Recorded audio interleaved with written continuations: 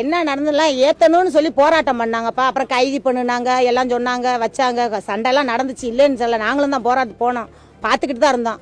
ஆனால் நாங்கள் போலீஸ்காரங்க பிடிச்சிருவாங்கன்னாங்க. ஆனால் எங்கே இருந்தோ எல்லாம் பாவம் போலீஸ்காரங்க கஷ்டம் தான் படுறாங்க, இல்லைன்னு சொல்லலை. ஆனால் அந்த தீவத்தை ஏற்ற விட்டானே 1 மணி நேரம் எரியுமா 2 மணி நேரம் எரியுமா? எரிஞ்சா நல்லது தான். தீவை எரியறதுனால எந்த வீடும் கெட்டதே இல்லை திருப்பரங்குன்றத்தில். மழையில் அது ஏற்றுறது தான். எப்பயுமே ஏற்றுவாங்க, சின்ன தீவமாக ஏற்றி விட்டு அசால்ட்டாக விட்டுருவாங்க. இப்போதைக்கு பெரிய தீவமாக ஏற்றணும்னு இப்போ எல்லாரும் முடிவு பண்ணிடுறாங்க. இப்போ ஏற்ற விட மாட்டேன்ட்டாங்க. ஒரு தீவை ஏற்றுனதுனால என்ன ஆச்சு சொல்லுங்கள்? திருப்பரங்குன்றத்தில் தீவம் கண்டிப்பாக ஏற்றணும். ஏற்றுனாதான் ஆட்சிக்கு வர முடியும். எல்லாம் யார் ஓட்டு கேட்டாலும் கொடுக்க முடியும். ஜெயலலிதா அம்மா இருந்தாலும் எம்ஜிஆர் ஐயா இருந்தாலும் இந்நேரம் ஏற்ற விட்டுருப்பாங்க.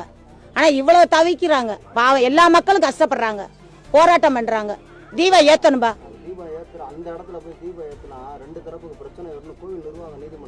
நீதிமன்றத்தில் சொன்னாங்கல்ல, ஏத்தணும்னு தானே சொன்னாங்க.